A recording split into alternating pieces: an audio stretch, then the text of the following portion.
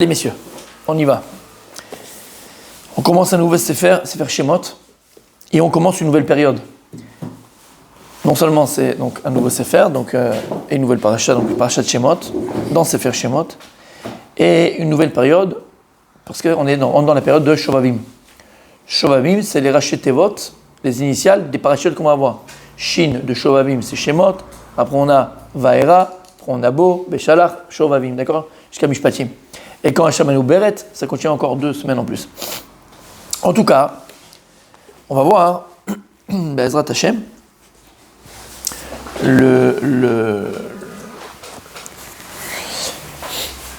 on va parler de ces deux notions-là. On va parler de la paracha par rapport à cette période dans laquelle on rentre Be'ezrat Hashem. Shovavim, c'est quoi? Juste pour l'expliquer, vous savez déjà, c'est Tikkun Abrit. Alors c'est toute l'année, hein. Je dis pas qu'on a 6 mois où je dois me garder, puis le reste, je fais du Scooby-Doo. Non, reste tranquille. Mais là, c'est un moment propice à cela. C'est un moment propice à Tikkun Abrit. Tikkun Abrit, c'est garder l'abrit Kodesh. D'accord? On avait fait un cours par rapport à cela, je vais juste rappeler les gros titres, parce que c'est pas le cours de ce soir, et j'ai pas envie de... parce que je risque après de partir trop loin. On avait expliqué dans un cours, au nom du Harizal, que... le rapport qu'il y a entre Shovavim, cette période, et les parachiotes, je vais juste prendre de l'eau, et donc le rapport, alors c'est pas le cours d'aujourd'hui, juste pour qu'on comprenne le contexte, il explique le Harizal, qu'Am Israël, Alpisod, c'est plus Alpipshat et Alpi, d'accord, Alpisod, pourquoi est-ce qu'il fallait qu'on passe, et qu'on passe par Galut Mitzrayim, et précisément par l'Égypte, pas en Éthiopie, pas en Normandie, et pas en Norvège, Dafka, par l'Égypte. Il explique que Mitzrayim, l'Égypte, c'était la capitale de la Zima, la capitale de la débauche. Toutes les débauches. La capitale, c'était la Klippa. La Klippa, Sitra Haral venait de là, c'était le Mekor, Klipot Barolam, ça venait de Mitzrayim, ça venait d'Égypte. Et, comme vous savez, quand on parle de clipote, clipote c'est les écorces négatives, c'est la stracha, c'est l'autre côté, c'est force du mal, et de là où elle puise le plus, c'est chas v'shalom de la débauche, de la zima, de la débauche, de la luxure, et de la pelle charnelle, d'accord, toutes ces choses-là. C'est de là qu'elle puise le plus.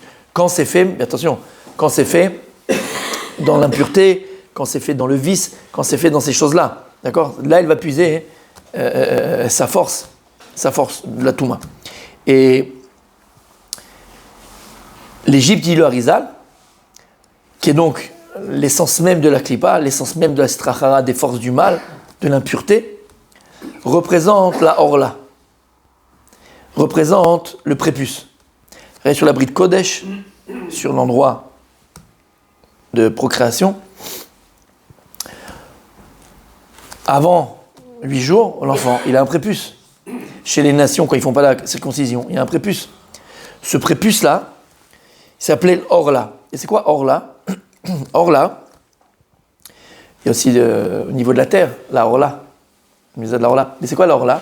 Rachid explique dans la Torah que la Orla, l'explication du mot Orla, c'est Satum, Atum, fermé, bloqué. C'est-à-dire que ça empêche toute Gdusha. C'est un bouchon qui empêche toute sainteté de pénétrer ou de se disperser. C'est ça alors là. Alors là, c'est Satum Atum. Et lorsqu'on enlève le prépuce à un bébé à 8 jours, la mitzvah de la Torah, il dit Rabbi Nachman, qu'est-ce qui se passe? En vérité, on va permettre à ce moment-là à la Neshama, Théoraï, tu dis tous les matins, Théora, qui reste Théora, qui est pure, Chelek Elokim Imal, qui est Kadosh, de pouvoir s'exprimer. En potentiel, après c'est à lui de le devenir, cet enfant-là. Aval, de sortir du potentiel au réel. Tant qu'il y a la Orla, tant qu'il y a la prépuce, Orla, encore une fois, tout ce qui est prépuce, c'est que ça bouche, ça empêche quoi? La sainteté, la pureté, de s'exprimer. Ou de rentrer, comme j'ai dit, mais là, en l'occurrence, c'est pour ça que, dit Rabbi Nachman, à 8 jours, on coupe la Orla, pour que la Neshama, qui elle-même a cette prina, cette notion de 8, puisque la Neshama, elle est infinie, et donc à 8 jours, où le 8 c'est l'infini, alors on enlève le prépuce pour permettre à l'enfant de dévoiler et d'exprimer Be'ezrat Hashem, sa neshama, à travers son corps, mais sa neshama. Donc qu'est-ce qu'on voit de là? Que le prépuce, c'est encore une fois cette notion de satoum, atoum, empêcher. C'est un bouchon. Et dévoile le Harizal que Eretz Mitzraïm, la terre d'Égypte, par rapport à la terre d'Israël, la terre d'Égypte, c'est le prépuce d'Eretz Israël. Si on l'imaginait, c'est-à-dire que la terre d'Israël, c'est le guide, c'est le membre de procréation. Et malheureusement, il n'était pas possible encore de faire pénétrer, entre guillemets, de manière intrinsèque, elle était kadosh, mais de faire pénétrer la Gdusha à l'intérieur, la Gdusha de la Torah d'Israël, du Ham Israël. Pourquoi? Parce qu'il y avait la prépuce de l'Égypte. Et donc il a fallu que Ham Israël aille en Égypte, passe ce qui se passe là-bas, pour détacher l'Égypte d'Eretz Israël. Détacher l'Égypte du Ham Israël. D'Eretz Israël et du Ham Israël. Pour pouvoir permettre à la Gdusha d'Eretz Israël de se répandre, de se dévoiler et de pouvoir s'exprimer. D'accord? C'est clair jusque-là? Donc qu'est-ce qu'on voit? On voit directement le lien entre Sefer Shemot et les Shovavim. Puisque Shovavim, c'est quoi? On a expliqué. C'est les Shmirat Abrit. C'est se garder de toute relation interdite, Chas v'Shalom, et pas que. Les relations, les yeux, tout ce qui va être en rapport avec la débauche, la luxure et toutes ces choses-là. C'est clair jusque-là? Ok. Bon, on avait fait un cours, si vous voulez que je vous l'envoie, c'est un cours entier, c'était magnifique. D'accord, par rapport au Harizal, c'était extraordinaire. Ok. Sur quoi?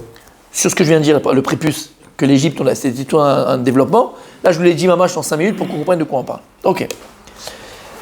Ce soir, on va voir le Bataïn. Donc ça va rajouter Bezrat Hashem. On va voir le Bataïn. Je l'amène très très très souvent maintenant. Comment? C'est qui? C'est le nom d'un commentateur? Ouais, le livre exact, que j'ai ramené maintenant toutes les semaines, je le ramène. Et il dit comme ça. Tu étais là la semaine dernière. Il a fait, donc tu vas voir le rapport.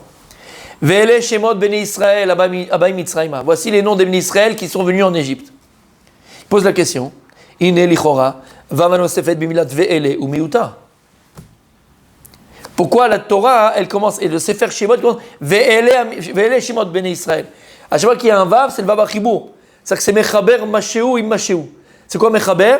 Ça vient lier un sujet à un autre qui était avant. Mais là, on commence un Sefer, on commence un livre. Il n'y a pas de sujet. Surtout qu'à la fin de Parashat Vayechi, à la fin de la Parashat Vayechi, on te mentionne ceux qui sont descendus en Égypte. On l'a déjà dit, ça y est.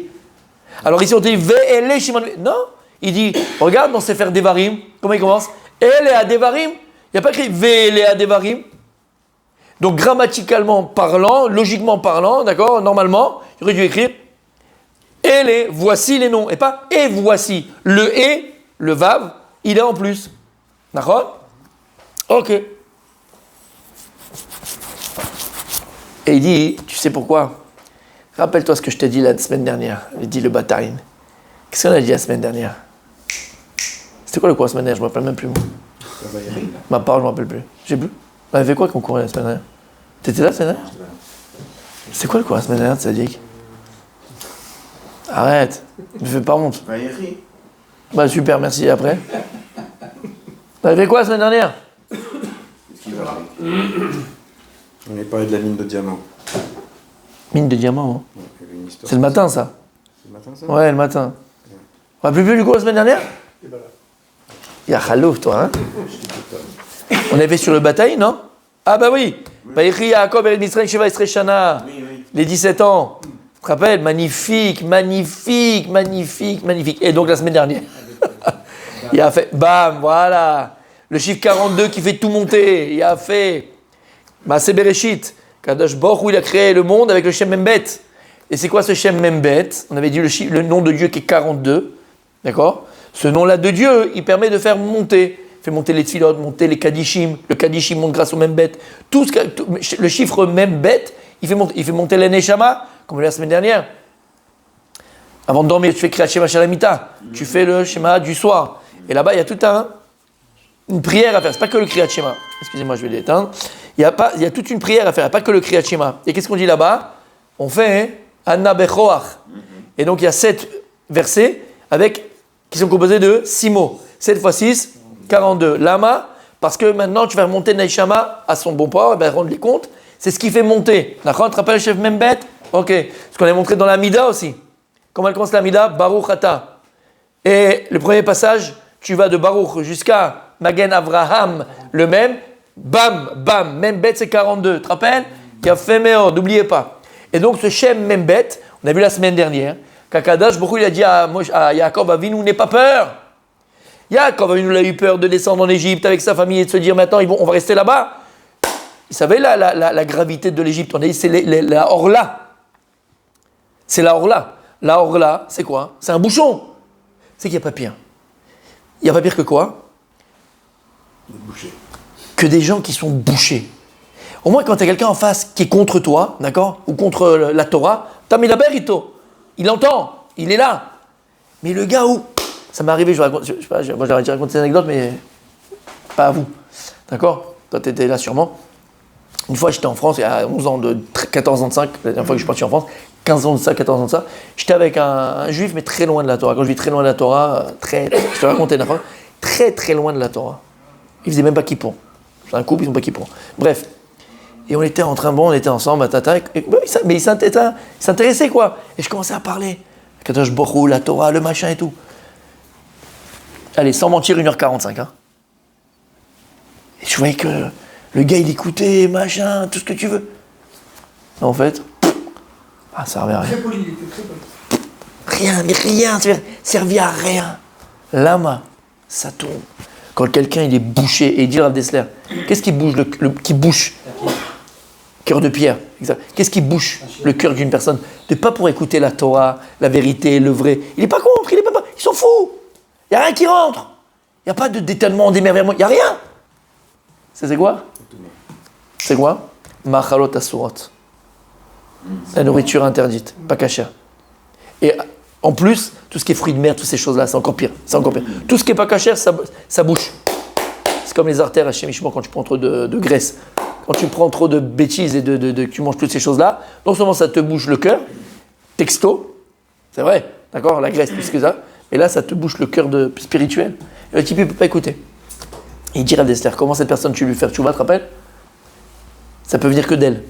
Par un émerveillement. Voilà, exactement. Un choc, un émerveillement extérieur. Tu l'invites Shabbat à la maison. Tu n'as pas besoin de parler. Et il voit la femme à côté, les enfants à côté, les livrets Torah, la shrina, la kdusha, les chants, les machins. Ça va devenir de l'intérieur. De l'extérieur, tu peux rien faire. Il est là, il est poli, il s'en va. T'as compris? Il a fait merde. Qu'est-ce que je disais? Pourquoi je disais ça? Oui, vas-y, tu suis. Comment? Parce que c'est bouché.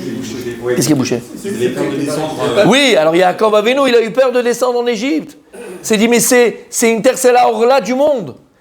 C'est le bouchon du monde. C'est-à-dire que les enfants, ils vont être là-bas, ils vont être bouchés. Ils ne vont pas pouvoir écouter. D'ailleurs, il y a écrit qu'ils n'ont pas pu écouter Moshe Rabbeinu. Vous vous rappelez, dans le parashat de Vaïra, Shemot, quand Moshe Rabbeinu est parti pour leur dire, allez, ça y est. Ah non, Vaïra, pardon. Il a dit, allez, ça y est, Dieu d'Israël, il m'a dit de vous faire sortir. Il a écrit, Velo Shamou. Ils n'ont pas écouté. Mikotser Ruach ou Me'avoda Kasha. Ils n'ont pas pu écouter. Ça te bouche. Tu ne peux pas écouter. Et quand tu ne peux pas écouter, tu ne peux pas réfléchir, je ne peux pas changer. On est bloqué. Donc il a eu peur de ça, Yaakov Avinu. Kadash, je vous n'ai pas peur. Ani Ered Mitzrayim avec toi, je vais descendre avec toi en Égypte. Mais comment Dieu il est descendu? On a vu hier. Avec quel nom? Le nom 42. Pour lui promettre, entre guillemets, qu'ils monteront. Je les ferai monter. Comment? Par le Shem Membet, le Shem 42, le nom de Dieu qui est 42. Et il vient, il dit, c'est la promesse maintenant qu'Akadosh il a fait Yaakov Avinu. C'est ça qu'il écrit Ve'ele Shemot Bene Israël. Ve'ele, Vav 6, Aleph 1, Lamed 30, He 5, 42. C'est ça qu'il y a le Vav. Pour dire à Yaakov Avinu, je t'ai promis Yaakov. Ve'ele Shemot. Il n'y a pas besoin du Vav. Si. Et il dit, ceux qui connaissent Razin des Razin de la Torah, alors Mevinim et Kadosh Baruch Hu, il a promis à Yaakov Avinu, alors ils remonteront. Avec quel nom? Le Shem Membet. C'est pour ça qu'il a écrit Ve'ele. C'est clair? C'est bon? Ok. Et il dit, la reine Srechim Nachnu Leda ou la vie, Naderech Shemora Otanu à Torah Gdosha basé, chez Shem Membet Yaradim Yaakov Mitzrayim. Il dit, maintenant nous on doit se comprendre, ça veut dire quoi que la Torah, elle vient, elle te dit, que le nom 42 de Dieu est descendu avec eux en Égypte. On a compris pourquoi? Pour les faire remonter. Aval, il dit c'est le bataille. Ça veut dire la vie netze. On va essayer de comprendre un peu plus Be'amkout en profondeur. Qu'est-ce que ça veut dire que le Shem 42, il est descendu avec Israël, les béné Israël en Égypte.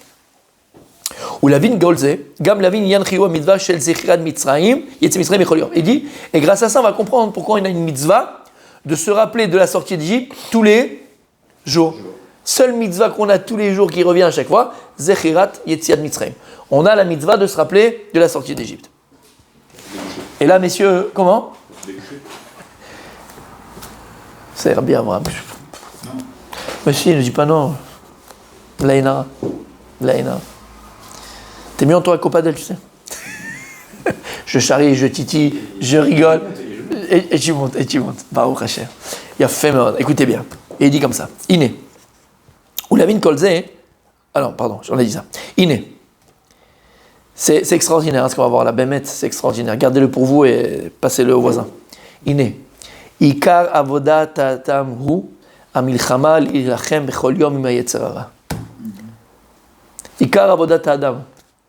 Ton principal travail dans ce monde-là, c'est la guerre et les combats que tu dois mener contre ton Yetzer Hara. Tous les jours. Tous les jours. Quand tu te lèves le matin, Bevadai, tu remercies Kadosh Baruch Hu.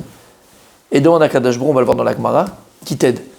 Parce que tu vas encore avoir une journée où tu vas devoir mener un combat. Tu vas devoir...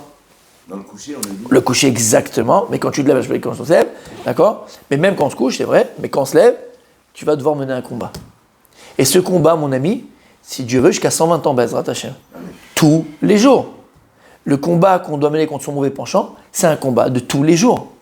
Et quand on va dire Yetzer Hara, on va comprendre. C'est pas le petit Lucifer avec les cornes que vous avez appris chez vous là-bas, d'accord? C'est pas ça, mon sadique. Yetzer Hara, ça peut être la secrétaire. Yetzer Hara, ça peut être du vol. Du vol comme ça, hein, pas du vol. Vol. Oh, bah ça va, c'est rien. Pas grave. Le Chavetz Chaim, une fois, il était à la réunion de la Goudat Israël, en Pologne. 29. Et ils avaient besoin de... Ils avaient fait la réunion ils s'occupaient du Ham Israël. Ils avaient besoin, tous les Gdolé Israël, il y avait tous les Gdolim là-bas, tous les gens d'Israël. Ils avaient besoin de noter les grands points qu'ils avaient décidés, tu vois. Donc ils n'avaient pas de feuille. Ça, un type il est parti, il a pris comme ça un stylo, une feuille, il est venu. Ils ont commencé à vouloir écrire, après ça, il les a arrêtés. Il a dit, attendez, vous avez demandé d'où elle vient la feuille et le papier? D'où il a pris? Et l'autre, il avait pris un truc, il ne savait même pas c'était à qui. Il a dit, c'est du vol. Le temps, c'est du vol. Voler le temps de quelqu'un. Voler le temps de quelqu'un, bien sûr. Et quand la Torah, elle parle Lotignov, pardon. Donc la Torah dit Lotignov. Vous savez de quoi elle parle, la Torah? Lotignov. Elle parle de date, Gneva date. On n'a pas le droit de voler l'esprit de quelqu'un. C'est-à-dire que moi j'ai un magasin, toi tu viens et je te raconte des bobards sur le produit que tu veux acheter. Ça s'appelle Lotignov de la Torah, des 10 commandements. Le Lotignov ne vole pas des 10 commandements, c'est ça. J'ai pas le droit de t'embobiner, de faire croire quelque chose qui n'est pas vrai. Les mecs, il faut arrêter le téléphone, hein, il faut leur dire. Hein. Ça va être chaud. Hein. Lotignov. Ah, tu vas me dire, c'est que pour les juifs, même pour les goïms. C'est pire pour les goïs. Il y a un chilou lachem matsum. Non, parce qu'il te dit, oui, mon Rav, il m'a dit. Ça, c'est Esav, il a dit. Esav, il a dit, Yeshli Rav. Qu'est-ce qu'il a dit, Yaakov? Yeshli Kol. Esav, il a toujours un Rav. Le Tralouid, il a toujours un Rav. Mais il a un Rav que pour ses embrouilles et ses vols. Mais pour les vacances, pour l'éducation des enfants, pour le Shabbat, il n'a pas de Rav. Là, il n'a pas. Exactement. On ferme la parenthèse. Et donc, mes amis, c'est ça, Yetzer Hara. Yetzer Hara, c'est tous les combats que tu dois mener avec toi-même. Je ne parle pas des combats que tu dois mener, les combats que tu mènes et qui ne sont pas les tiens. Parce que la majorité des combats qu'on mène, ce n'est pas celui-là qu'on doit mener. Quand on se défonce à la maison, on se déchire à la maison. Avec elle, avec lui et elle, lui et elle et lui et lui. D'accord? On est là, on a l'impression de se battre. Allez, on y va. Mais qu'est-ce qu'on fait en fait? Qu'est-ce que tu fais en fait? Qu'est-ce que tu fais? Tu mènes... Mais non, tu mènes un combat qui est pas le tien. C'est pas ça le combat. C'est pas ça le combat. La reine, la Torah, elle te dit Kitetse la milchama lo ivecha. Pachat Kitetse, la Torah, elle te dit quand tu sortiras à la guerre contre ton ennemi. Bon, Habibi, moi, je sais pas, mais quand je sors à la guerre, contre qui je sors? Contre l'ennemi. Kitetse la milchama. Vera ita shivia. Toi, quand tu sortiras à la guerre et tu verras une prisonnière. Non. Kitetse la milchama lo ivecha. Pourquoi la Torah, elle te précise lo ivecha contre ton ennemi? La Torah, elle vient, elle te dit, te trompe pas de combat. Te trompe pas d'ennemi. Ta femme, c'est pas ton ennemi. Ton mari, c'est pas ton ennemi. Et je sais que je vais choquer plusieurs, mais c'est vrai. Même ta belle-mère, c'est pas ton ennemi. Ouais, je sais, arrête, commence pas. D'accord? Tu comprends ce que je veux dire? Même toi, t'es pas ton propre ennemi. Il y en a qui se combattent eux-mêmes, qui se font la guerre, négativement parlant. Je suis en moins que rien, j'arrive pas, j'ai un truc, machin, ceci, cela. Il supporte plus, il supporte pas. Mais c'est pas ça tes combats. Aloïvecha.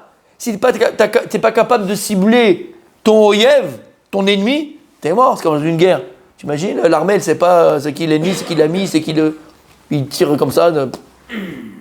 Et eux, ils sont en train de faire la fête, l'ennemi, et puis ils sont en train de tuer les amis. C'est comme dans les jeux vidéo. Quand tu tires sur tes copains, c'est écrit non, ami. Tu joues pas aux jeux vidéo, toi.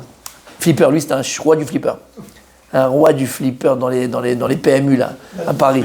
Je te jure, j'en suis certain. Je vais faire un flipper avec toi, toi. Si. Tu devrais être un halouf des flippers. Baby-foot, t'as compris ce que ça veut dire, mais ça, il faut le comprendre. Et donc, il vient, il dit le Rav, le Batarim.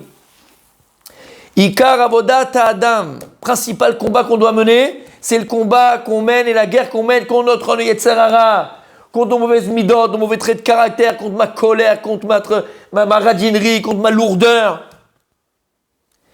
Bechol yom. Va Yetzer Hara, comment il est appelé? Unikra Paro. Le Yetzer Hara, il est appelé Paro. Alors on voit que le Yetzer Hara, il est appelé Paro. Il y a la lettre du Rambam qu'il a fait à son... pas du Ramban, mais du Rambam qu'il a fait à son fils. Parce que le Ramban aussi, il a fait une lettre à son fils. Là, c'est le Rambam. Et il dit à son fils, Ve'eshlecha beni ladat, mon fils, tu vas savoir, qui Paro melech Mitzrayim ou Yetzer Hara behemet. Sache que Paro ou Yetzer Hara. Qu'est-ce qu'il voulait dire à son fils par là? Parce que c'est quoi Paro? Paro, Peresh Ain-He, c'est les mêmes lettres que Oref. C'est quoi Oref? C'est la nuque. Et en fait, qu'est-ce que tu fais quand tu écoutes ton Yetzer Hara? Ben, tu tournes le dos à Kadosh Baruch Hu, tout simplement. Quand tu écoutes ton Yetzer Hara, ton mauvais penchant, tu tournes le dos à Kadosh Baruch Hu. Et ce qu'on appelle aussi la nuque qui est raide. C'est pas baisser la tête. Paro, il n'a pas su baisser la tête. Si dès le départ, il avait dit « Ah oui, d'accord, allez, sortez, il n'y a pas de problème », il n'aurait pas eu sur la tête autant.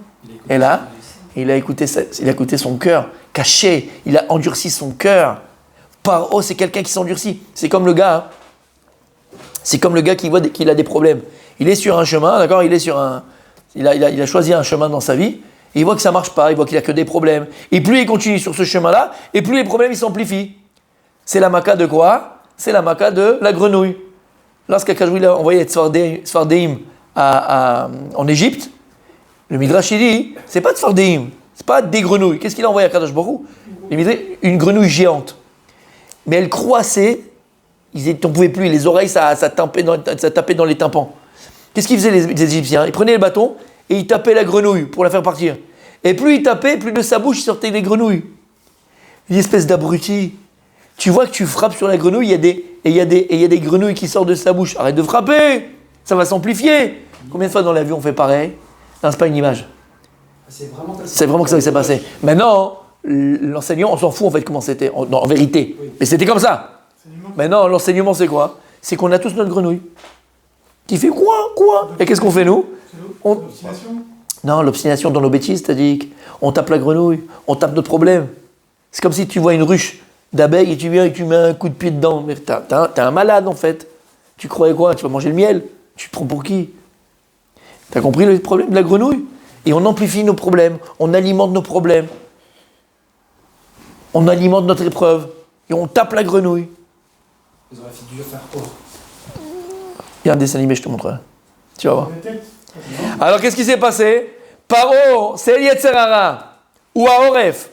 Ou Masio les Tavot Gashmiot Evle Olamazé. Maintenant, c'est quoi la klipa, mamash? La klipa de Paro, l'écorce négative de Paro, la touma de Paro, c'est que le Yetzer Hara, il est là pour nous séduire à toutes les tavot, tous les plaisirs que ce monde matériel peut nous proposer. Toi, tu es déjà dedans. Non, nous, on propose d'abord. Il y a Khalouf, d'accord? Ça, c'est Paro. Paro, c'est mamash la kippa de kol hatavot sheba olam. Toutes les Tout, mets tout dedans, mets tout dedans. Le jeu, la femme, la drogue, le boisson, la luxure, le machin, tout, mets tout dedans, mets tout dedans. Toutes les tavat achila, la bouffe, d'accord? Que le mec qui parle de ça toute la journée, c'est la bouffe, la bouffe, la bouffe, la bouffe, la bouffe. C'est tavat. Ça, c'est la notion de paro. Vezeu inyan galut mitzrayim.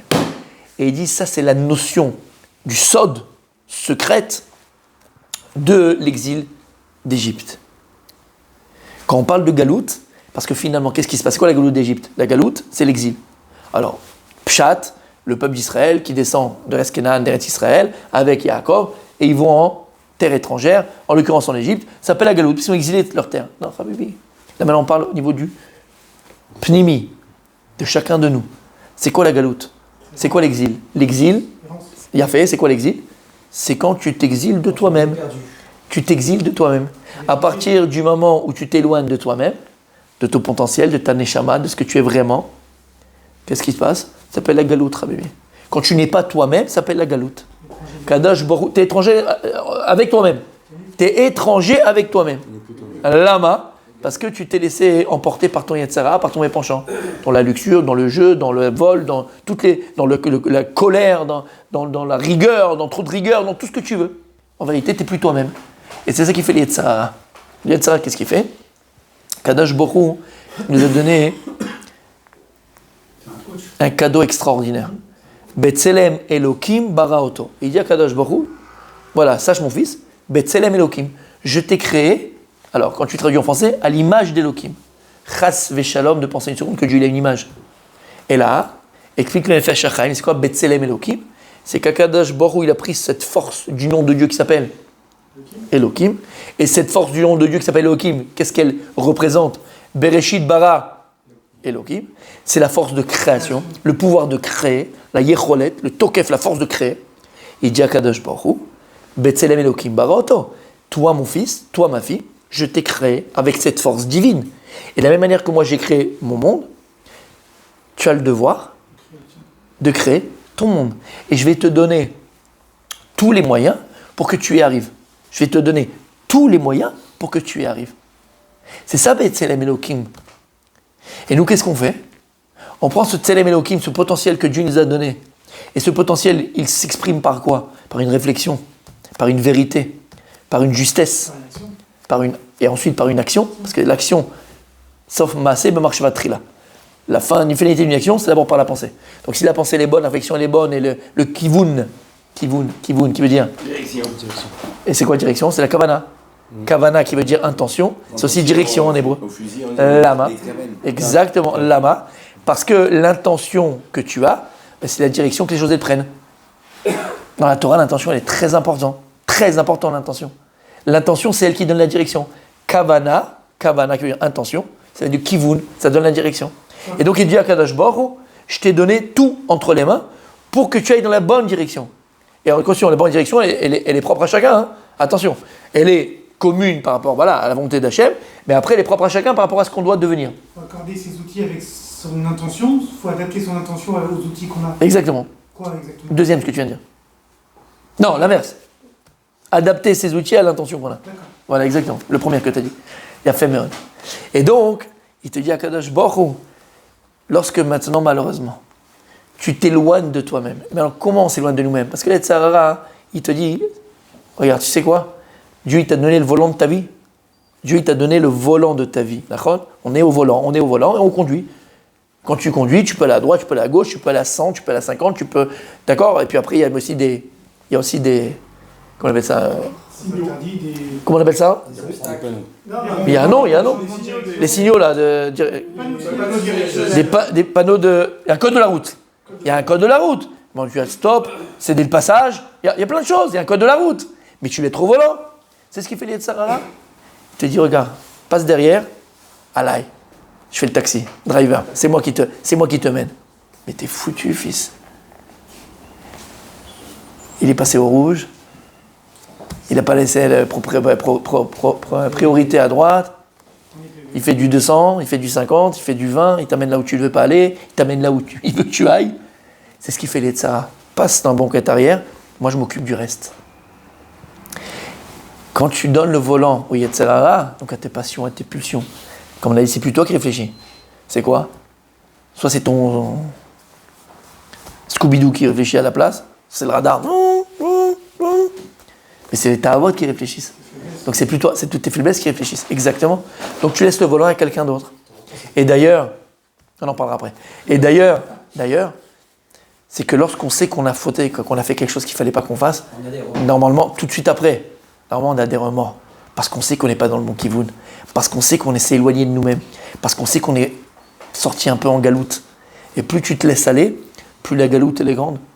Et il dit, Umilchama gedola hizo. Mais sache mon fils, que c'est une grande guerre que tu dois mener. La guerre de 100 ans, c'est du petit beurre. Toutes les guerres que le monde a connues, c'est du petit beurre. Ezeu Gibor, Akovash et Titzro. Il dit, quelle est la personne qui est dans Gibor, qu'on peut dire que celui-là c'est un fort, c'est la personne qui arrive à surmonter son Yetzirah. La reine, lorsque Yosef Hatzadik, à 30 et quelques années, où la Torah Meïda Alav, la Torah elle témoigne sur lui, qu'il était beau. Midrash il dit que lorsqu'il passait avec son char dans les rues d'Alexandrie, Alexandra, avec son char, les femmes, elles étaient aux fenêtres, elles coupaient des concombres, des tomates, elles faisaient machin, elles se coupaient les doigts, elles ne faisaient pas attention. Elles étaient hypnotisées par la beauté de Yosef Hatzadik. Jetées par... Mais toi, je t'ai dit, c'est le 80, à partir de 80 ans, c'est bizarre. Bref, t'as compris. On se dit, mais attends, Yosef Hatzadik, jeté par tes frères, t'es tout seul. La femme de Potiphar, c'était une femme sublime, qui était tout le temps dénudée. Et Yosef Hatzadik, il baissait les yeux pour ne pas la regarder. Elle a dit, toi, tu crois que tu vas m'avoir? Elle appelait Poti, viens. C'est son mari, Poti. Tu connais Poti? Viens. Regarde, chérie, on va changer tout le sol. On va changer, on va changer le marbre. Il a dit, chérie, on l'a changé il y a 2 mois et demi, je t'ai fait venir ça de Venise, machin et tout ça. Elle dit, non, mais t'as pas vu les infos et tout ça? Maintenant, il y a une nouvelle mode. C'est fini, ça, il n'y a plus de carrelage et tout. Maintenant, on met du miroir par terre. On met en haut, comme dans Basic Instinct, et on met en bas aussi. D'accord? Je suis resté à ça, Tzadik. T'as compris? On met aussi par terre. Bon, Pouti, gentil, qu'est-ce qu'il va, ce machin? Il était rnine, hein, Pouti. Il dit, ok, ils ont changé le parterre, ils ont mis du... C'est plus du carrelage, ils ont mis des miroirs. Pourquoi elle a fait ça? Il dit le Midrash. Parce que même quand maintenant tu vas baisser les yeux, Yosef, tu seras obligé de me voir. T'as plus où aller, tu seras obligé de me regarder. Et Yosef Hatzadik, il a été capable à son âge, alors que dans la situation dans laquelle il était, de résister à cette femme. Ezeu Gibor, Akovash et Yetzro. Il y a personne qui est vraiment forte, c'est quelqu'un qui a réussi à un moment donné de sa vie à surmonter son Yetzirah. Ou Gibor, ça c'est un Gibor. De lever, tu sais, l'haltérophilie, 250 kilos, là, comme ça, machin, bon, si tu veux, quoi. Ça, c'est Gibor, ça. Ça, c'est un Gibor. Ça, c'est un Gibor. Ça, c'est un Gibor dans la Torah. Au Milchama Gdola Izo. Et donc, il dit que c'est une grande guerre que l'on doit mener. Alors, je sais, Rabbi Shlomo, il est spécial, et toujours. Et maintenant que vous avez dit ça, tu nous as dit ça, il a fait Méod. Mais si tu es un vrai militaire, qu'est-ce que tu dois poser comme question, mon tzaddik? Quelle arme je dois utiliser pour mener cette guerre? Il y a bien des armes, parce que c'est une guerre. Il y a bien des armes que je dois utiliser pour vaincre mon Yetzirah, pour sortir de la galoute, pour ne pas sortir en galoute. Et si je suis en galoute, pour revenir et vivre la Géoula, vivre la délivrance. D'accord? Il a fait. Écoutez bien maintenant. Pour combattre, tu as 3 armes. 3 armes. Première, Rishit ou Prinat Torah. La Torah Gdosha. La Torah.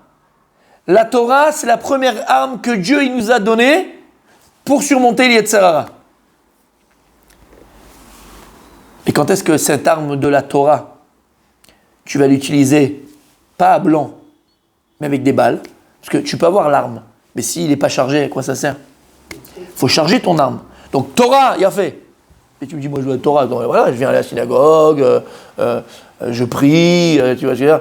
Après, bon, pour faire plaisir au rab, je reste, je ne vais pas tout de suite au Moulin Doré. Voilà, des fois j'y vais, des fois je viens. Bon, ça va, comme je peux, tu vois ce que je veux dire. Mais une arme, il faut la charger, tzaddik. Comment tu armes l'arme de la Torah? Il dit, Aïnou, l'igvoa itim la Torah. Velilmod ba Torah tamid. Voilà comment tu charges ton arme. Il faut te fixer un temps pour l'étude de la Torah. Pas au petit bonheur, la chance.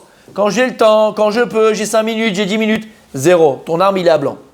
Après, ne te demande pas pourquoi ça n'a pas marché. Avec la secrétaire, t'es tombé dedans, machin. Avec le jeu, le casino. T'es parti en vacances, bah, t'as flirté avec le poisson.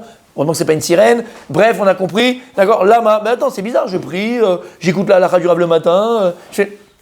Mais t'as une arme qui n'est pas chargée, fils. Faut la charger, ton arme. La Torah, faut la charger. Comment tu la charges?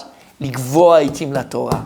Tu te fixes un temps fixe tous les jours à l'étude de la Torah. Tamid, tous les jours. Toi, tu sais, de 9h à 10h, je suis au Beth Midrash. De 9h à 10h, je suis au Beth Midrash. De 6h le soir à 7h, je suis au Beth Midrash. Tu te fixes. Et tous les jours, quoi qu'il arrive, j'ai un mariage, j'ai une truc machin, quoi qu'il arrive, l'ikvoa itim la Torah. Et si c'était le mariage de ta sœur et t'as pas pu étudier, quand tu viens à 1h du matin, tu rattrapes l'heure que tu n'as pas pu faire. Tous les jours. Comme ça, tu charges ton âme qui s'appelle la Torah. C'est combien fixé? Fixé, c'est à partir de 5 minutes, mon fils. À partir de 5 minutes, tu as fixé un moment. Mais tous les jours à la même heure. Ça, c'est fixé. Il a fait. Donc, Torah. Le premier moyen que Dieu nous a donné pour surmonter les tsarara et sortir de la galoute, c'est la Torah Akdosha. Comme tu l'as très bien dit, Lama, c'est le mode d'emploi, mon tzaddik. C'est le mode d'emploi. La Torah, c'est vraiment le mode d'emploi de cette vie. Puisque Dieu, avant de créer le monde, il a créé le monde à partir de la Torah Akdosha. Maintenant, comme j'ai dit, premièrement, les voies de la Torah se fixaient un moment d'étude de la Torah. Mais pas seulement. Dans notre génération et nos générations, il est important d'étudier la halakha, il est important d'étudier la gemara, et il est encore plus important d'étudier le moussar. Le moussar, il est là pour te mettre devant tes contradictions. Le moussar, il est là, c'est quoi moussar? Les yasser. Les yasser, c'est redresser. Le moussar, il est là pour les yasser au tanou, pour nous redresser. Dès qu'on a un petit écart, hop, on revient. Et j'étais hier avec ma maman, et on parlait, bon bref, et tout ça. Et parce que une vue, c'est ma mère sur le truc, c'est ma mère qui regarde, c'est normal. Et je lui disais, les cours qu'on fait le matin sur Chovot Alvavot, bon, je vais en mettre tous les cours qu'on faisait, mais en particulier, je les fais pour moi, je les fais pas pour vous. Maintenant voilà, comme j'étudie, je le fais avec vous, voilà, ça me fait plaisir. Mais vous pouvez imaginer comment moi je me renforce de ces cours-là, c'est fou, c'est dingue. Faut tous les jours se renforcer dans notre émouna, tous les jours se renforcer dans notre bitachon, tous les jours. Et ta vie, elle n'est pas la même. Tu prends les choses différemment, tu réfléchis différemment, et tu vois que, finalement, tu laisses tomber la grenouille. Lama. Yesh ribono shel olam, yakadosh baruch hu. Tu dis, mais attends, ça fait 10 ans que je tape la grenouille. Je suis un fou. Et voilà pourquoi j'ai alimenté mon problème, et que c'est devenu un problème comme... En fait, je l'alimente, mon problème. Mets ta main entre Hachem, mets tes mains entre Akadosh Baruch Hu, laisse-le un peu gérer ta vie, un peu hein, si tu peux, quoi. Laisse-le un peu gérer. Laisse-toi porter par Hachem. Et Mouna Bitachon. Si on n'a pas ça tous les jours, mais on est foutu. Et dans notre génération et dans l'époque dans laquelle on vit, c'est très dur. Torah, Moussa, Chassidut. Si on n'étudie pas la Chassidut et Torah Tassod, la Torah ésotérique, c'est un corps sans âme. La Torah, c'est un corps sans âme. Pas shoot. Ce qu'on fait là, c'est de la Chassidut, hein, vous sachez. Et dans la Chassidut, on utilise des notions de Kabbalah. Mais c'est la Chassidut qu'on fait. C'est Mechaïa Metim. Ça, c'est la Torah. La Gemara dans Masechet Kiddushin. Regardez ce qu'elle dit. Tanu Rabanan. Vesamtem. Alors on dit dans le Kriyat Shema Vesamtem, d'accord? Ne lis pas Vesamtem, là, Samtam. Une potion, tam. Parfaite. Parfaite. C'est pas simple. Ça, c'est un vrai moderne. Tam, c'est Shalem. Entier, complète, parfaite. Nimshela Torah Kesam Chaim. La Torah, elle ressemble à une potion de vie, de jouvence. Tu le ressens de toute façon. Quand tu rentres un petit peu dans la Torah, ta vie, elle n'est pas la même. Atachai. C'est vrai que, attention, c'est la kavana qu'il faut avoir. Quand tu fais dans la Hamida, Mechaya Metim, tu penses à toi, tu penses à nous, tu penses à tout le monde. Mechaya, on dit, Akadash Hu Mechaya Metim, il fait revivre les morts. Il va faire revivre les morts. Donc au futur, maintenant on dit au présent. Lama. Mechaya Metim. Lorsque tu es dans une Gemara, dans un Tosfot, dans un Moussar, dans une Chassidut, dans un Mahamar, je ne sais pas lequel, va t'amevin d'ava, et tu comprends quelque chose que tu ne comprenais pas avant, et que cette chose-là, elle va te changer ta vie au quotidien. C'est Mechaya Metim, parce que tu étais mort par rapport à cette chose-là. La Torah, elle est Sam Chaim, c'est une potion de vie. Et la Gemara dit, Machal et Adam Shika et Beno Makakdola. À quoi ça ressemble? À un papa qui a frappé son fils un gros coup. Vinyachlo Retial Makato. Et ensuite, il lui a mis un pansement sur sa plaie. Ve'amarlo, et il lui a dit, Béni, Kol Zman She'aretia Zo Al Makatecha. Mon fils, tant que tu as ce pansement sur ta plaie, Achol Ma She'anatra. Mange ce que tu veux. Ma She'anatra. Pas chez ce que tu veux. Ma She'anatra. Ce que tu aimes. Mange ce que tu aimes. T'as un profit. Veshete et Ma She'anatra. Tu peux boire ce que tu aimes aussi. Vechos ben bechamim ben betzonen. Tu peux te laver à l'eau froide ou à l'eau chaude. Ven atem itchare. Et t'auras pas mal, ça te fera pas mal. Parce que tu as le pansement. Vim atam avira. Mais si tu enlèves le pansement, arei ma'alad nomi. Ça va te faire très très très très très mal. Mashal, manimshal. Kach hakadosh baruch hu amar le'islaim le'Israël. Dieu il a dit la même chose à Israël. Va te saouler celui-là. Béni, mon fils, barati etzerara, barati lo Torah tavlin. Mon fils, j'ai créé moi l'yetzerara. C'est quoi l'yetzerara? C'est la maka. Dans le machal, dans l'histoire, c'est comme la plaie. C'est moi qui t'ai créé cette plaie en toi. Aval, barati lo Torah tavlin. Je l'ai créé la Torah comme une épice pour l'adoucir. C'est le machal, c'est quoi? C'est là le pansement. Vimate moskim ba Torah. Et si maintenant mon fils, tu étudies la Torah, il y a toujours le pansement sur toi. Alors, vous ne serez pas entre ses mains. Vous serez sauvé de ses mains.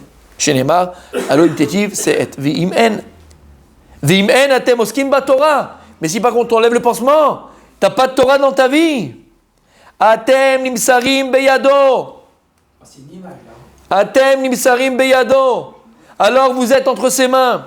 Velod chez Neymar, la petach atarovetz. Velod. Et là, chez Kol Masumatno Becha. Et sache que toute sa tête, le Yetzerara, elle est sur toi. Il ne va pas te lâcher. Chez Nehemar, Ve'elecha Tchukato. Vimatarotse Ata. Mais si tu veux, mon fils, mon Shelbo, tu peux avoir le pouvoir sur lui. Si tu gardes la Torah. Vous êtes avec moi? Ce que je vais vous dire maintenant, messieurs, gardez-le jusqu'à 120 ans, même après, si Dieu veut. Même après, si Dieu veut. Gardez-le, gardez-le, gardez-le. C'est merveilleux. Ça va complètement à l'encontre de tout ce que tu as appris au catholicisme. Écoute bien. Tu as compris ce qu'elle dit, la Gemara? Donc il dit, le machal, le nimshal, comme un père qui a frappé son fils et il lui met un pansement dessus. Kacha, quand il a dit à Israël, tant que vous avez la Torah, les Yetzerara que j'ai créés, il ne peut rien vous faire. Si vous enlevez la Torah, là, il vous aura le dessus sur vous. Mais qu'est-ce qu'il a dit le papa? Qu'est-ce qu'il a dit le papa dans le machal? Il a dit, mon fils, tu peux manger macha anatra. C'est quoi anatra? Ce que tu aimes, ce que tu kiffes, pas juste ce que tu kiffes. Il n'a pas écrit Chol macha tarotse. Macha anatra, anaa, c'est avoir un profit, un kiff de ce que tu fais. Le Etz Yosef, dans le Ein Yaakov, vous voyez ce qu'il dit? Ça veut dire quoi, hein? C'est bizarre ce terme que le machal utilise. Anaa baolamazé, anaa, c'est quoi anaa? C'est quoi anaa? Anaa, c'est la profit. On parle d'anaa quand il y a, par exemple, une relation intime. Il y a une anaa. Quand tu manges, tu as une anaa, tu as un kiff. C'est le plaisir. Anaa, c'est le plaisir. Voilà, cherchez le mot. Tu pourras manger, mon fils, tout ce qui te fait plaisir. Et là, il dit, c'est bizarre quand même de dire tout ce qui te fait plaisir. Parce que normalement, moi j'ai appris au catéchisme, d'accord? Catéchisme, Merila, j'ai appris au catéchisme qu'on n'a pas le droit de profiter de ce monde. Plus tu te flagelles, mieux c'est. Tu te maries pas, tu manges pas, tu profites pas, Chez les protestants. Hein? Non, chez les catholiques. Les protestants, ils se marient. Oui, je parle catholique, bah, c'est la qualité, toi. D'accord? T'as compris ce que je veux dire par là? C'est bizarre, c'est une sorte de anaad. Mon fils, tu peux manger tout ce qui te fait plaisir. Tu peux te laver à l'eau chaude et à l'eau froide, si ça te fait plaisir. Et il dit, regardez, pourquoi ici, dans le machin, on te dit, anaatra, on parle de plaisir. Béhémet, messieurs, je répète encore une fois, Mechila, n'oubliez jamais ce qu'on va dire maintenant. Ça a changé des vies, ça, et ça va changer vos vies. Vos vies dans le sens Ashkafati, vision de la Torah et de la vie. Et il dit le Etz Yosef, qui darka Torah Elokit, parce que le derer de la Torah qui est divine, il dit exprès, elle est, c'est quoi le derer de la Torah? C'est quoi le derer de la Torah? D'être enfermé dans un monastère, de ne pas manger, de ne pas avoir de plaisir corporel avec son épouse. Non, mais attends, la Torah, parce que moi c'est ça que je pensais à ça. La Torah, c'est beaucoup d'inconvénients. Hein. Tu veux pas embrasser les femmes que tu veux, tu peux pas truquer machin, tu peux pas manger ce que tu... Non, elle t'enlève les joies, la Torah, Mechila. Il n'y a pas de plaisir à cause de la Torah. Tu dis, ah bon, regarde, c'est quoi Darka Shel Torah? Maï Darka Shel Torah, voici, c'est quoi? Anhaga Emtsaït. Ça rappelle qui fait la Gemara le matin avec nous?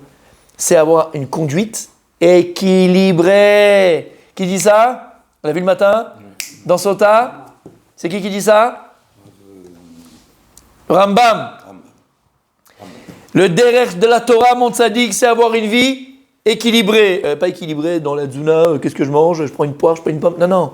Être quelqu'un d'équilibré dans sa tronche, dans sa tête, dans son vécu. Il nous l'explique. C'est quoi? Lo mitzvah lifrosh mina tevel vele nazer mimena kechok aprushim anozri midarke tevel. Il n'y a pas une mitzvah de se séparer de la matérialité, comme ceux qui sont dans les monastères, comme un nazir, hein? Comme les gens qui pensent que la Torah, c'est ne pas profiter de ce monde-là. Il n'y a pas une mitzvah de se séparer de la matière, de se séparer des plaisirs de ce monde. En mitzvah kazé, il dit.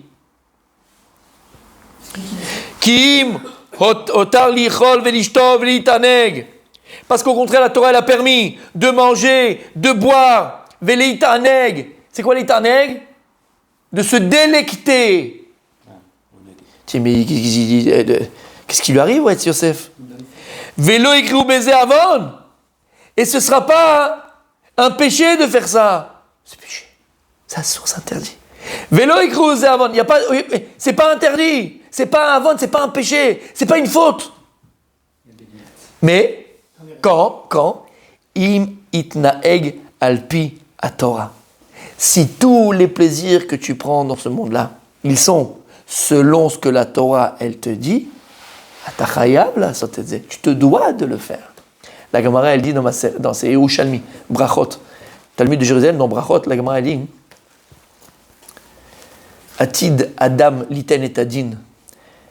Un homme rendra des comptes. Al kol masherawanav velo ne'ena mehem. Sur tout ce que ses yeux, ils ont vu, il n'en a pas profité. Parce que si toi tu t'es dit non, je peux pas manger ça, je peux pas aller au restaurant avec ma femme, je peux pas aller machin. Ah, j'ai peur parce que pourquoi? Parce que peut-être il y aura une serveuse qui va être là avec décolleté, avec ceci, et je vais à l'extrême, hein, bien sûr. Habibi, Alpitora. Je suis dans un endroit où il n'y a pas des serveuses avec des mini-jupes, t'as pas besoin d'aller à faire bamboula, quoi. Tu te mets dans un endroit où il y a des gens qui sont habillés, mais tu as le droit d'aller avec ta femme, d'aller manger et d'avoir du plaisir à le faire. Donc tant que tu vas maintenant utiliser la matérialité de ce monde-là, avec tout ce que Dieu il te donne dans ce monde-là, Alpi Torah, selon ce que la Torah elle te permet. Moi, chez Katouv, Tachat, Asher Lova et Tachim Lekra Besimcha ou Belev Shtov ou Merov Kol. Parce que si maintenant tu n'as pas de plaisir dans ce monde, comment tu vas être joyeux? Comment tu vas avoir la simcha? Comment tu vas avoir la simcha? Tu sors au restaurant avec ta femme, tu as fait un kiff, tu as eu vraiment du plaisir. C'est la simcha que ça amène? Et la soirée que tu passes après? Tu as un kiff, tu es simcha. Alors ça peut pas Alpi Torah, tzadik. Alpi Torah. Quel jeu? Avec ta femme, tu veux jouer à tous les jeux? Non, je parle du jeu. Menottes, machin, fouet, ce que tu veux. Quel jeu tu parles, toi? Khalouf, celui-là. Et regardez bien ce qu'il dit. Tu as compris ce que ça veut dire? N'oubliez jamais ça. Il dit Vezeu Shamou. C'est ça que la Gemara elle dit. Echol Mashanatecha. C'est pour ça que dans le machin, il te dit, le père à son fils, tant que tu as la maca, tant que tu as le pansement sur la plaie, tu peux manger tout ce qui te fait plaisir. Tu peux boire tout ce qui te fait plaisir. Tu peux te laver à l'eau chaude, à l'eau froide. Ça ne fera pas de mal. Tu peux avoir du plaisir. C'est quoi la maca? C'est l'Yetzerara. La plaie, c'est l'Yetzerara. Tu pourras profiter de ce monde-là et des plaisirs de ce monde. Et ça ne t'amènera pas à transgresser. Lama, qui c'est à Kol al-Pitora. Tu peux aller à la mer, tu peux aller à la plage, tu peux te baigner, tu peux avoir tous les plaisirs du monde. Aval, al-Pitora. Al-Pitora. La Torah, elle n'est pas là pour t'étouffer. La Torah n'est pas là pour te tuer. T'as alama, regardez bien. Qui a Torah, Megina lo kereti azosh et Megina alamaka. Chez l'ota alenomi. Parce que la Torah, si tu as un ben Torah et tu as de la Torah, alors la Torah, comme le pansement qui est sur la plaie, qui protège, Nachon, oui, eh bien la Torah, elle te protégera. N'aie pas peur de tout écart, de toute transgression, de toute faute. Parce que tu sais comment utiliser.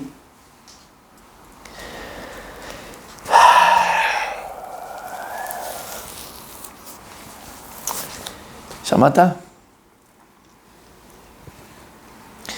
Quelqu'un qui est ben Torah, quelqu'un qui a la Torah, lui, et uniquement lui, peut utiliser ce monde matériel au maximum de son potentiel. Et c'est ce qu'il a dit tout à l'heure, mon tzaddik. Parce qu'Abjoul a créé le monde, il a créé le monde à partir de la Torah. Et si maintenant moi, j'utilise le manuel, Habibi, d'utilisation de ce monde, alors tu vas voir que le plaisir corporel que tu vas avoir avec ton épouse, quand tu le fais ad pitora, selon la Torah elle-même, parce que la Torah elle te dit comment tu es avec ta femme, mais ton plaisir il est quadruplé par rapport à 10, parce que c'est plus simplement un plaisir du corps, c'est un plaisir non seulement du corps, mais c'est aussi un plaisir de l'âme. Et ton épouse, tu vas l'aimer, pas pour ce qu'elle représente physiquement, mais pour ce qu'elle est à l'intérieur d'elle, ce qu'elle est profondément. Alors même si après 6 grossesses, 5 grossesses, 20 ans, 25 ans, 30 ans de mariage, physiquement elle a changé, tu auras toujours le même plaisir. Le même regard. Écoute, tu auras toujours le même plaisir physique. Tu sais pourquoi ? Parce que tu ne vas pas avec elle uniquement avec ton corps, mais tu vas aussi avec elle avec ton esprit. Et c'est ça que tu recherches. Et c'est ça que la Torah elle te demande. Pareil quand tu vas manger, pareil quand tu vas faire n'importe quel plaisir de ce monde-là. Si c'est al-pitora, c'est que tu utilises au maximum de son potentiel le monde que Dieu t'a donné. Et ça te permet de te réaliser Behemet. Donc il dit le Rav, vous avez compris maintenant ? Donc il dit le Rav, première arme que l'on a, c'est la Torah. La Torah, l'étude de la Torah. La Torah, voilà, l'étude de la Torah. Qu'on a dit, l'Igvoatim la Torah, et Tamid et tous les jours. Cette Torah qu'on a expliquée, Lama, parce qu'à partir du moment, et tu verras, plus tu auras de la Torah, et plus tu vas pouvoir utiliser les plaisirs de ce monde. Parce que sinon, c'est comme un enfant. D'accord ? On a tous été enfants et on a tous des enfants, Baruch Hashem. C'est comme un pot de Nutella. Le Nutella, c'est super bon. C'est les pâtes à tartiner au chocolat, l'omichan et lequel. C'est super bon. C'est super bon. Le problème, c'est qu'un enfant, qu'est-ce qui lui manque ? La mesure. Pourquoi il n'a pas de mesure ? Vas-y, dis-le le mot, vas-y. Parce que les parents sont pas derrière. Non, dis-le. En date. Voilà, il n'a pas de date, il n'a pas de conscience. Et donc, il voit le chocolat, c'est bon, je mange. Mais il ne sait pas que dans 1 heure, il va avoir crise de foie, il va être à l'hôpital. Lama, mangeons et buvons, parce que demain, nous mourrons. L'hellénisme, l'épicurisme, le plaisir du moment. Non, mais Habibi, la Torah, elle te dit, Birki Avot, réfléchis avant d'agir. À Samochotam, on le fait tous les matins dans Sota, on l'a fait là, les Mefarshim. Avant d'agir, vois le F7 d'une mitzvah et le salaire d'une mitzvah. Regarde le salaire d'une avera et le F7 d'une avera. Réfléchis avant d'agir. À quoi ça va t'amener ? Un enfant, il va finir le pot de Nutella qui est une autre date. Eh bien, on peut être comme cette compte enfant. Nous, si on a notre pot de Nutella, ça peut être le jeu, ça peut être la boisson, ça peut être la luxure, ça peut être ce que tu veux, d'accord ? Alors, il n'est pas interdit, tu peux prendre une tartine de Nutella. Allez, c'est quoi ? 2 tartines de Nutella. Ça va pas te faire de mal, au contraire, tu vas kiffer. Mais après, t'es dégoûté même. Après, ça te dégoûte quand tu prends trop de chocolat, tu vas avoir un dégoût du chocolat. Eh bien, c'est pareil. Quand tu vas trop dans quelque chose, trop dans la boisson elle est permise. Shabbat, on a une mitzvah avec le vin. Purim, on a notre mitzvah, on a une mitzvah de bois. D'accord ? C'est bien, c'est une mitzvah de mitzvah. Tu as des moments propices à. Et quand c'est du n'importe quand, n'importe où, avec n'importe qui, la khalouf, hein ? Là, c'est le gosse qui a perdu sa conscience. Donc la première chose, c'est comment ça dit ? La Torah. Mais la Torah, qu'on a dit, il faut charger. Il faut charger. Il ne faut pas que ce soit blanc. Deuxièmement, oh là là ! Je n'ai pas vu. Ouais. Il est tard. Oui. Allez, on avance. On a encore deux choses. Allez, on termine. Deuxième arme que l'on a pour surmonter le Yetzer Hara, sorti de la galoute, vive la Géoula, Prinat Anava. C'est l'humilité, mon tzaddik. Bon, alors on l'a vu en long en large dans Masechet Sota, c'est l'humilité. Et il dit le Rav, chez Eda Beatmo, Godel Shifluto, Ve'er Sheu Meshuka, Betavot Gashmion. En vérité, pourquoi? Qu'est-ce qui amène à toutes les avérotes? Il dit le Rav Dessler que le socle de toutes les mauvaises midot, tous les mauvais traits de caractère, c'est la gahava, c'est l'orgueil. Quand quelqu'un il est orgueilleux, c'est quelqu'un qui a poussé son ego au maximum. Donc il est égocentrique, il est égoïste, et donc il pense que tout lui revient. Lui, il est bas netila, il dit le Rav Dessler. Il est dans prendre. Il n'est pas dans la netina, il n'est pas dans le don, il est dans prendre. Prendre quoi? Prendre tout, puisque tout lui revient. Il va être capable donc de voler de l'argent, de voler la copine ou la femme de son ami, de voler le dad des gens, l'esprit des gens, il va raconter des bobards. Voilà, c'est un voleur. Tout vient, comment? C'est une attitude de gens qui doutent, qui Non, d'orgueilleux. C'est une attitude d'orgueilleux. L'orgueilleux, il pense que le monde a été créé que pour lui, d'accord? Uniquement pour lui, ça s'appelle le nombril du monde. L'orgueilleux, il dit à Kadosh Baruch Hu, l'orgueilleux et moi, nous ne pourrons pas vivre dans le même monde. Parce que l'orgueilleux ne laisse de place à personne d'autre que lui-même. D'accord? Il a un but de sa personne. Et donc, à l'inverse, quand quelqu'un il est orgueilleux, ben c'est la porte ouverte à toutes les avérotes, parce que tout m'appartient. Cette minette, cet argent, cette maison, cette truc, d'accord? Tout lui appartient. Tout doit me revenir. Et à l'inverse, on a compris maintenant, quand quelqu'un il a de l'humilité, quand quelqu'un il est à sa place, quand quelqu'un il sait qu'il a des faiblesses, quand quelqu'un il sait shifluto mamash, c'est quoi shifluto comme on a dit? Da me'ain bata, dit en Pirkei Avot. Sache d'où tu viens. D'où? Mitipas rocha, serucha, d'une goutte puante. D'accord? C'est le sperme, les spermatozoïdes, c'est le sperme, d'une goutte puante. Regarde tu viens, pour qui tu te prends? Pour qui tu te prends? Regarde qui tu étais, tu étais un petit nénuphar. Tu étais un petit nénuphar. Véléan ataoler, et vers quoi tu vas? Quoi? Rima vetola. On termine tous au même endroit. Que tu aies eu 200 milliards dans ton compte en banque, ou que tu aies été orné de ce que tu veux dans ta vie, à la fin tu finis bouffé par les vers. On est tous au même endroit, tous égaux dans la mort, jusqu'à 120 ans, Bezrat Hashem. On est tous égaux, pour qui tu te prends? Et devant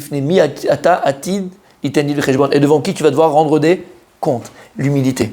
L'humilité, ça permet à une personne d'avoir un esprit sage. Et très souvent, pourquoi on fait des bêtises? Parce qu'on est shovavim. C'est quoi un shovav en hébreu? Shovavim? Un coquin. Un shovav? Un enfant shovav? Turbulent. C'est un enfant qui est turbulent. C'est un enfant qui est coquin. Il fait des bêtises. Shovav. Par contre, quand tu as l'humilité, en général, quelqu'un qui est humble, il a une sagesse d'esprit. Il connaît sa place, connaît ses faiblesses. Il sait que le monde n'a pas été créé, entre guillemets, que tu ne lui appartiens pas. Tu te dois d'exister. Je me dis que c'est au contraire. L'humble, il va faire en sorte de faire exister les autres. L'humble, il va se faire tellement petit, on s'est compris, parce qu'il est capable de le faire, de permettre aux autres aussi d'exister. Ça, c'était le deuxième arme que l'on a, merci mon tzaddik, pour combattre le Yetzara, le mauvais penchant. Et la dernière, C'est quoi la Torah quotidienne. La prière. L'unité. il a fait. Chez Vakesh Rachamim mi Baal Rachamim. Prie à Kadosh Baruch Hu. Demande à Hachem dans tes tfilotes qu'il ait pitié de toi. Tu demandes à Kadosh Baruch Hu, on le fait dans le Kriyat Shema Shel Amita. C'est pas l'étude. Prière, tfilat. Prière. Tu demandes dans tes prières à Kadosh Baruch Hu. On le dit dans le Kriyat Shema Shel Amita. Avant de dormir, on le dit. Ne me mets pas dans des épreuves, des nisyonotes. Ne mets pas dans des épreuves, je veux pas d'épreuves. Je vais aller à la poche, je vais être tranquille. Elle est là, elle me donne le papier, machin. J'ai pas besoin qu'elle ait un décolleté comme ça, qu'elle me fasse des sourires. Je veux pas d'épreuves. Demande, mais sérieusement, je suis dans l'avion, avant de prendre l'avion, tu dis à Kadosh Baruch Hu que je suis à côté des gens qui sont habillés. Et des gens habillés, pas des trucs, des machins, une femme qui va commencer à me faire la conversation, tu vas où, je vais où. Laisse-moi tranquille. Je veux pas avoir de problème de séduction extérieure. Laisse-moi. Tevakesh mi Kadosh Baruch Hu. Prie à Kadosh Baruch Hu. Et que si jamais je me retrouve dans une situation pareille, alors prie à Kadosh Baruch Hu. Que j'ai la force de surmonter mon Yetzirah. Alors on a ces exemples-là, mais encore une fois, même dans les midot, dans les traits de caractère à Kadosh Baruch Hu. Je suis trop nerveux. Je me mets en colère très très très vite. Hachem, je travaille. Mais aide-moi. Tu demandes à Kadosh Baruch Hu de t'aider à travailler tes midot. Hachem, il attend que ça. On va travailler ensemble. Je ne peux pas travailler à ta place, il dit à Kadosh Baruch Hu. Je ne peux pas le faire à ta place. Mais je vais t'aider. Je vais t'aider à travailler. Troisième chose, demandez Baal Rachamim, celui qui a toutes les miséricordes du monde à Kadosh Baruch Hu, qu'il t'aide, Shirachem Alav, qu'il ait pitié de toi, Viten lo koach la'amod neged yetzer hara. Pour que tu puisses te dresser contre le yetzer hara. Demande à Kadosh Baruch Hu. Ve'az yirachem alav Hashem. Si tu demandes à Kadosh Baruch Hu, Hashem il t'aide. Ve'yeh be'ezro. Et Dieu il t'aidera. Ve'yotziu me'galut Mitzrayim. Et là, Kadosh Baruch Hu, lorsque tu as la Torah, comme on l'a expliqué, lorsque là, tu as l'humilité, et ensuite que tu demandes à Kadosh Baruch Hu, sauve-moi, Hashem, sauve-moi, Kadosh Baruch Hu, Hashem va te sauver. Et on termine. Regardez comme c'est magnifique. Tu quel rapport avec la paracha. Ve'ine shlosha prinot telu. Ces trois notions de Torah pour combattre le Yetzer hara, de Hanava, d'humilité, et de Tfila, de prière. Il dit Aïnou Yaakov, Shemiramez Grena Torah. Et les Shemot, Béné Israël, Israël c'est Yaakov, de qui on parle? Yaakov, c'est la Torah. On a la première notion. Quand tu vas, quand tu vas descendre en Mitzrayim, c'est quoi Mitzrayim? C'est la galoute. Quand toi, maintenant, tu vas descendre dans ta galoute, parce que tu te laisses bouffer par ton Yetzer hara, par ton mauvais penchant, par tes mauvaises midot, première chose, Yaakov, Israël. C'est quoi? Yaakov, Ishtam Yoshev Ohalim. Yaakov, c'est Torah Emet. C'est la Torah d'Israël, c'est Yaakov. Ishtam Yoshev Ohalim. Ensuite, on a dit la Tfila. C'est quoi la Tfila? Ve'ele. C'est le Shem Embet. C'est le Shem Embet. Le Shem Embet qui est là, qui amène Siata d'Ishmaya, qui va t'amener un aide à Kadosh Baruch Hu dans tout ce que tu fais. Et ensuite, on a dit Prinat Anava. Maintenant, écoute bien. Quand tu prends